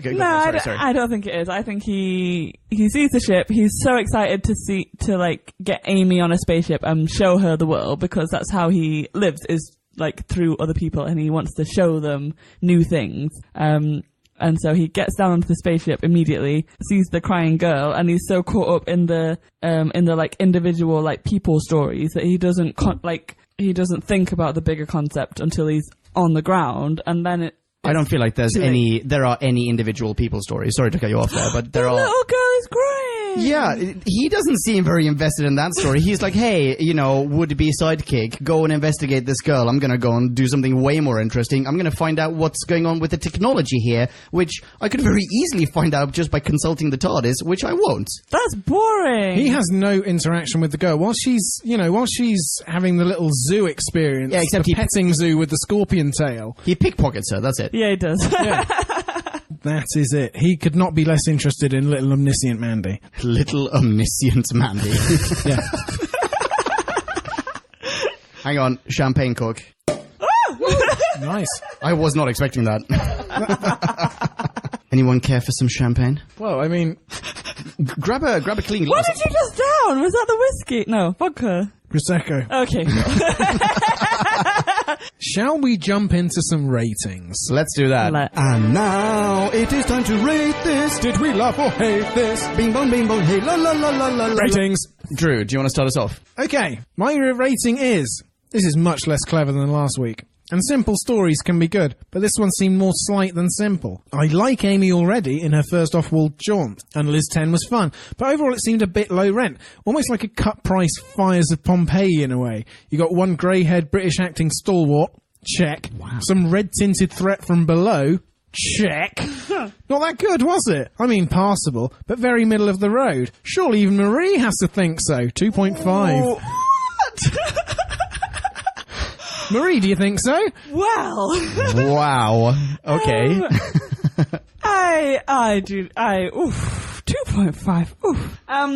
I super enjoyed this episode. Like, I watched it and was enthralled and caught up, and there are so many nice little lines that the Doctor has that made me laugh out loud, and I love Amy and I love their interactions together, and I liked the fact that he, like, pushed her off on her own and like let her do her thing. She's not running around after him going, what do we do now, Doctor?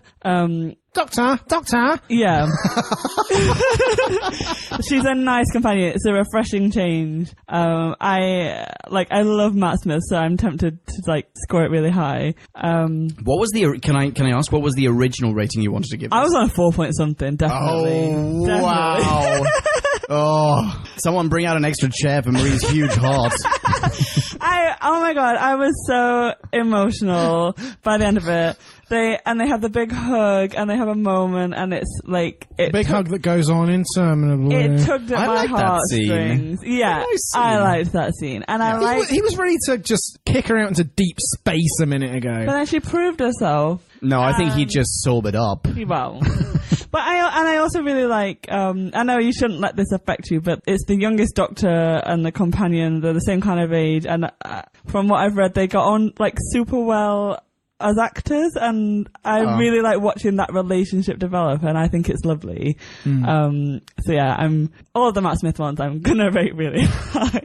But having said that, as we've discussed it, there are flaws, there are things that didn't go anywhere, so I'm gonna rein myself in. But it's at least a 3.5, not a 2.5. Holy smokeroonies and cheesecakes. This all depends on you. Wow. Okay. Who are you siding with, man? Well, I'm closer to you. Yes! I said I was I was hemorrhaging decimal points during this review. I started off, in my notes, I've written 3.1. I think there are way too many things alluded to and then never followed up on, and just sort of, they feel like they have been excised from a plot and then nothing's been tied up. You know, there are too many loose ends. What I am bumping this up for, though, is atmosphere. I think they really nailed it, and I think the Doctor-Amy relationship is spot on. I love how, the direction that's going, and I really like the direction that's going, where it ends with their hug. I love that scene. I think there's sort of almost an allusion back to when she's a kid. Like there's it's almost as though he's very sweet. Yeah, it's almost as though he's made up for the fact that he made her wait, because in a way that's now been tied up. That circle's been closed. You should see how Marie is lording it over me now, podcast land. Come on, Leon. I'm hoping for a great big butt. But that's just in general. And you cannot lie. But Yes, I love big butts. No. but there's just so much that makes no sense in this story. The episode would have been a better one without elements such as, I think personally, the Smilers. Fucking cut them. Cut the Smilers completely. They're a mystery that never gets, explained, resolved, anything. What else? Was Queenie... I mean, Queenie was great, but was her character as such really necessary? Could you not maybe have... you could have made more of that character in a way. Or you could have had the Denis Leary-esque, whatever, Mad Max below deck type thing. But, yeah, okay, fine, whatever. Because of everything that makes no sense, I'm cutting this down to a 2 point... Doesn't matter, Marie, I've already won. Yeah, he's already won. It's a 2 point... Oh, what is it? It's a 2 point... Come down. It's a 2.6. Yes. Yeah, because it's not middle of the road, because it does achieve a lot, but it's, not It's far 1 above it. point above middle of the road. Look, Moffat himself said this was his least favourite episode he's ever written. Exactly, according to someone on the internet. So every I'm getting this straight, every episode from now on, you're going to rate above a 2.5. They're not all written by No. Moffat. You got Rings of a Carton to come, so... Oh, yes. Oh, there's the Rings of a Carton, don't you know?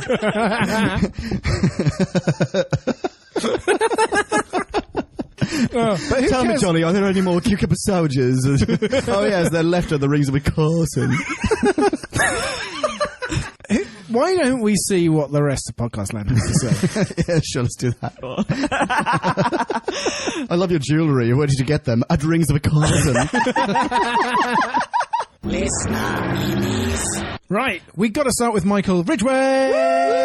Ridgway! Michael Ridgway! Hey. Michael Ridgway! Michael begins my top 5 favourite 11th Doctor episodes. Woo-woo! What, all in one go? The creepy dystopia, decaying society and technology gone bad, plus studio-bound cheapness, evokes the brilliant and massively underrated stories of the 7th Doctor's opening season, Paradise Towers, and the Happiness Patrol, both of which also had dark nurses lurking below. The Crying Free Zone and Gestapo Winders are akin to the murderous Happiness Patrol and the psychorobotic cleaners of Paradise Towers, roaming death squads, disappearing unhappy opponents of the regimes, and in the case of Paradise Towers, also feeding people to a creature in the basement.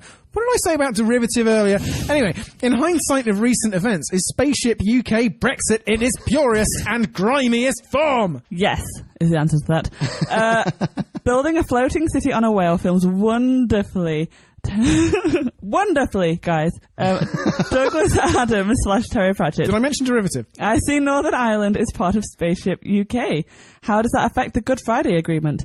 Maybe Spaceship Republic of Ireland is nearby. And why has my beloved home of Lancashire been totally ingested? Yeah. Typically anti-northern bias. In the final shot, the whale is completely visible. If only the TARDIS was a little lower at the start, they would have seen it and saved about 30 minutes of the episode. Not without niggles, says Michael. Timmy not being ingested is a total cop-out.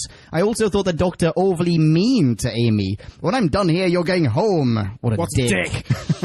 What a dick. And racist, you're only human. And he was totally looking up her nightdress in the zero-gravity opening. Ah, yeah! Red line. Amy is already the most psychologically scarred companion, only 2 episodes in. Give her a break, Doc. And he gives her 4.2 out of 5 ingested children. Great rating, Michael. But children are really small, so 4.2, that's just like, it's around about 2.6 ingested adults, is it not? Yeah. Awesome mini. Thank you very much, Michael. Also, delicious brandy. Is this the brandy from Michael Ridgway? Yes, it is. Thank you, Michael, so much. It's wonderful brandy. I love it. This week's episode of Who Back When is brought to you by Michael Ridgway's Zesty Orange Brandy. It's zesty and it's orange. And it's brandy. And it's Michael. Congratulations, Michael, by the way. Congratulations! Woo! Yes! Woo! The more fans, the merrier. He gave birth Michael had a mini Michael. Yeah. He gave birth He to gave birth to the concept of a son or Yes. daughter. Yeah, Ace McCoy Ridgway. Nice. Excellent name. Well chosen. All right, next up. I wonder, who's it from, guys? Tracy from America. Yes! In capitals. I like this one a lot. Just don't think about it too hard. Too hard. Grown-up Amy's first real adventure with the Doc sees the UK as a starship of secret. Visually, I'm reminded slightly of Babylon 5. Cheap. Ooh. How dare you, Drew? That was amazing. It looks lived in. Thematically, the heavily controlled society makes for good storytelling. I imagine Horse and a Man as a nursery rhyme in their society. It's only once a citizen learns the truth that it becomes gruesome. I think the story gets lost a little regarding to Liz 10's sleuthing. As ultimate authority, can't she just order everyone to help her? If not, why then does she bother to go out disguised, but reveal herself to Mandy, who recognizes her right away? Why is it okay for Hawthorne to know about the star whale? What kind of cruel SOB is he that he doesn't also have a forget button? How many other cruel SOBs are taking care of that thing? Tracy continues, retro rewrite. Each reboot, maybe the Queen should forget who she is. That she is the Queen. The mask could be her broadcast appearance to the ship, and she could be watching pre-recorded clips of herself for 10 years. Oh, holy shit, Tracy. Awesome stuff. And now next, we have some comments from Tracy from America's daughter. How can the Smilers have more than two faces? Exactly. Excellent point, Tracy from America's daughter. Yeah.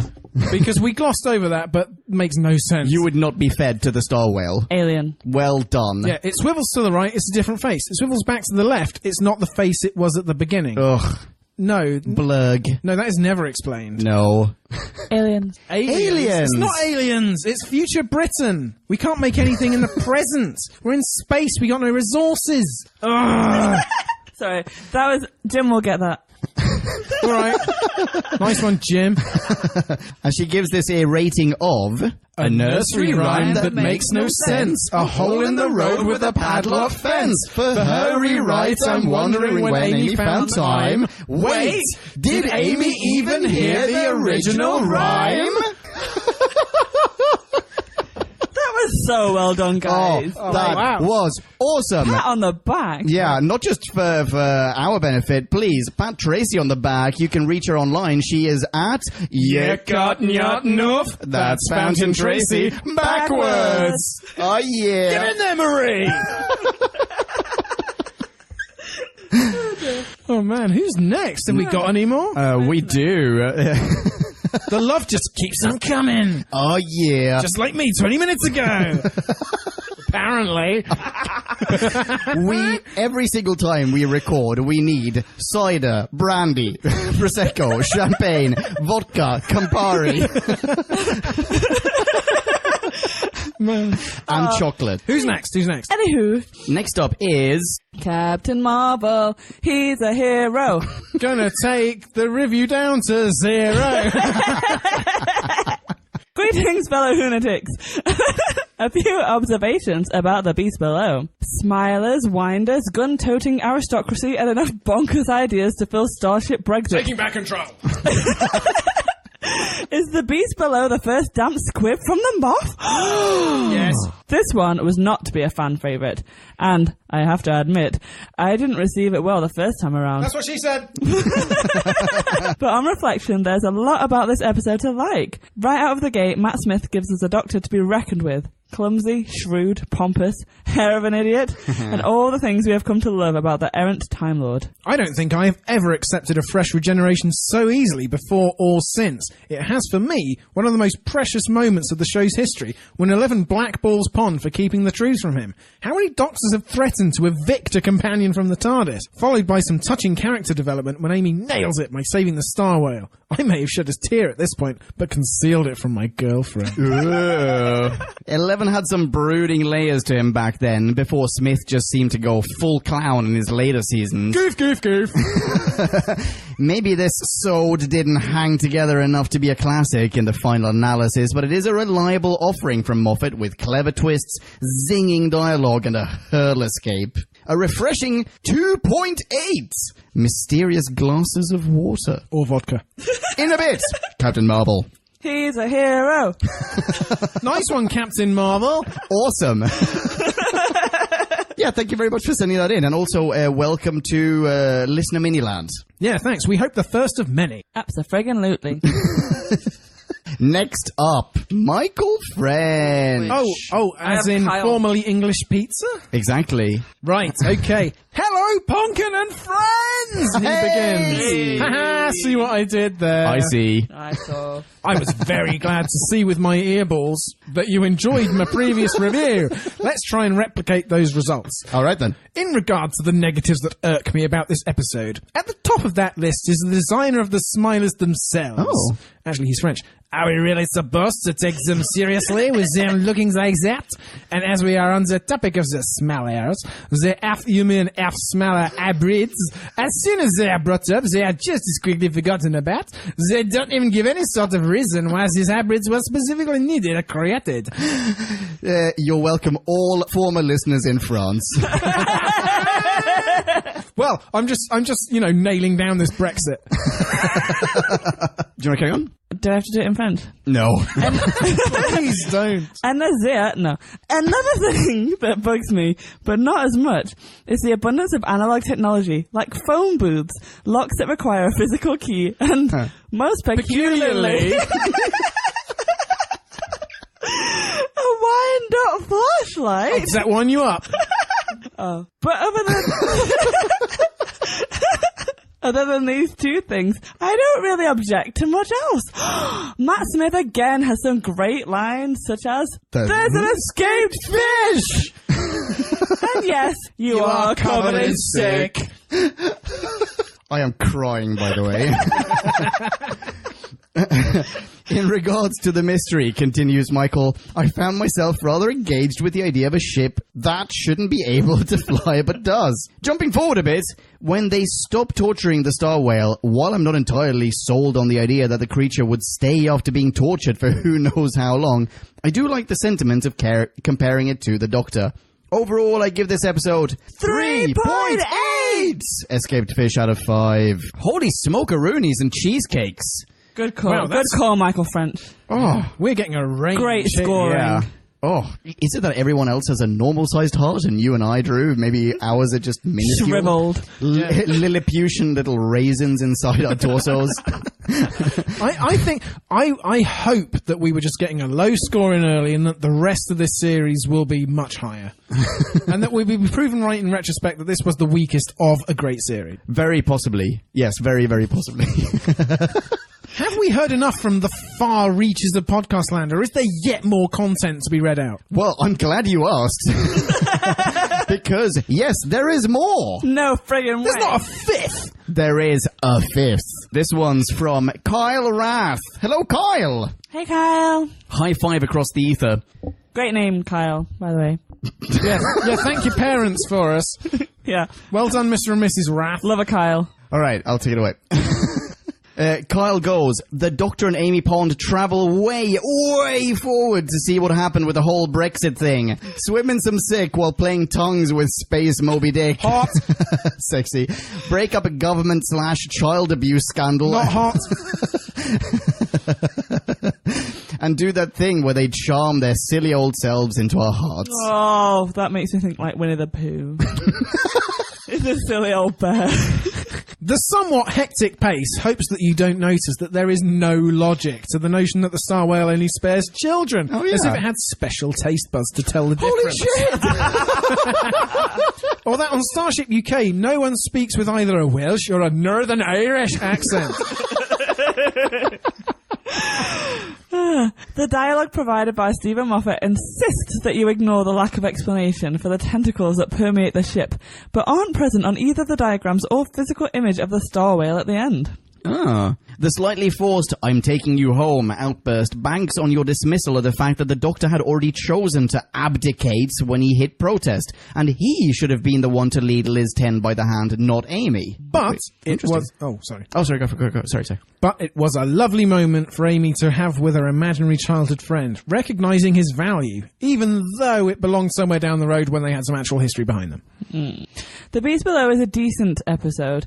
It has some wonderful moments, some well-crafted dialogue, dialogue, and it just barely covers up the fact that the future United Kingdom is filled with terrible, terrible people. Yeah. Future? Because without the intervention of the Doctor and Amy Pond, they'd still be out there somewhere, firing a frickin' laser beam into a star whale's brain. And Kyle gives it 3.8 Oh my out of goodness. 5. What a popular score. It's not what you gave it. It's not your score. It's closer than yours. Look, I think Brexit has proven the majority can be wrong, alright? Kyle gives it 3.8 out of 5 for that douchebag Hawthorne and his gang of semi-smilers who knew all along. I know, what a bunch of dicks. Kyle, awesome mini. Thank you very much for sending it in. It would have been awesome even if we'd been sober. Ladies and gentlemen of Podcast Land who are not Kyle, you can follow Kyle on Twitter. Tell him hi from us. He is at Sinister Super Spy. That is super without any vowels. Yeah, I believe that's it. Yeah, a record number of listener minis. Thank you. Upward trend? Question mark? Yeah, yes. Keep them coming, because we'll read them all out. This has been a lot of fun. Yeah, some might say too much. I have thoroughly enjoyed myself. What's up next on Who Back When? Oh, that's a marvelous question. Next up, we will be reviewing the classic serial, The Mutants. Ooh. Yeah. And next on New Who, we'll be reviewing... Victory of the Daleks. Oh, yes. Which is teased at the end of this episode. Yes, Yes. Winston Churchill. Yes, hello.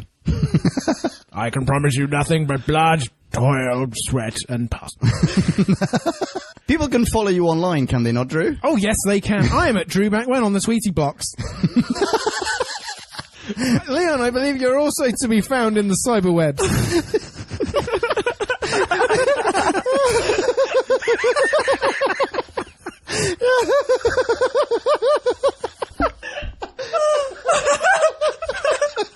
Oh, dear. Oh, you have the best laugh. I love it when you giggle. That's a 4 out of 5 giggle for me. Oh, I'm crying again. Okay. I've been crying for hours. Yeah. Why, yes, you can follow me.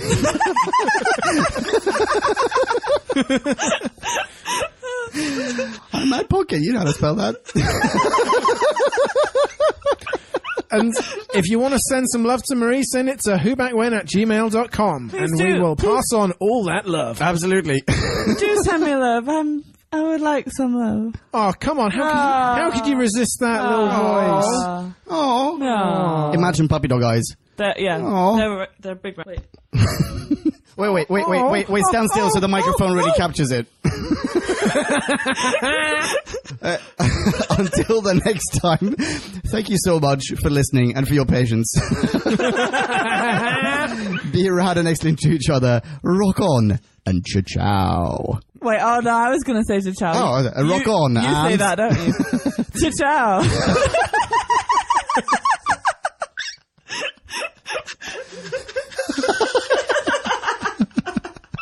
What's that, Drew? No? Nothing? What? What does Drew normally say?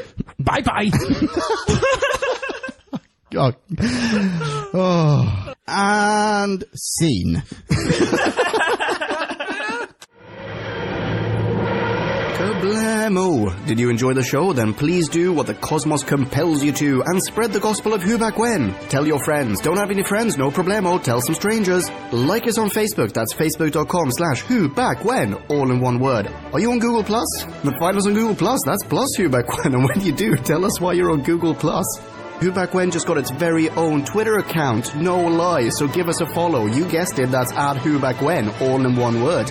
Check us out on SoundCloud, vote us up on Reddit, listen to us on Stitcher, and head on over to our website, whobackwhen.com, where you can leave a comment, submit a review of your own, and peruse our visual index of aliens, monsters, and more, which increases in kablamos with every episode. And lastly, give us a rating and review on iTunes. Not only would it make us super chuffed, and it really, really would, but as thanks, we will transmigrate your iTunes nom de plume into the credit list of trailers for fake Doctor Who audiobooks produced by Who Back When. Have a poke around our bonus episodes to make more sense of that. That's it. Rock on and be rad and excellent to each other. Catch your earballs in our next Classic Who review, New Who review, or, still funny, Audio Who review. Ciao. Who back when?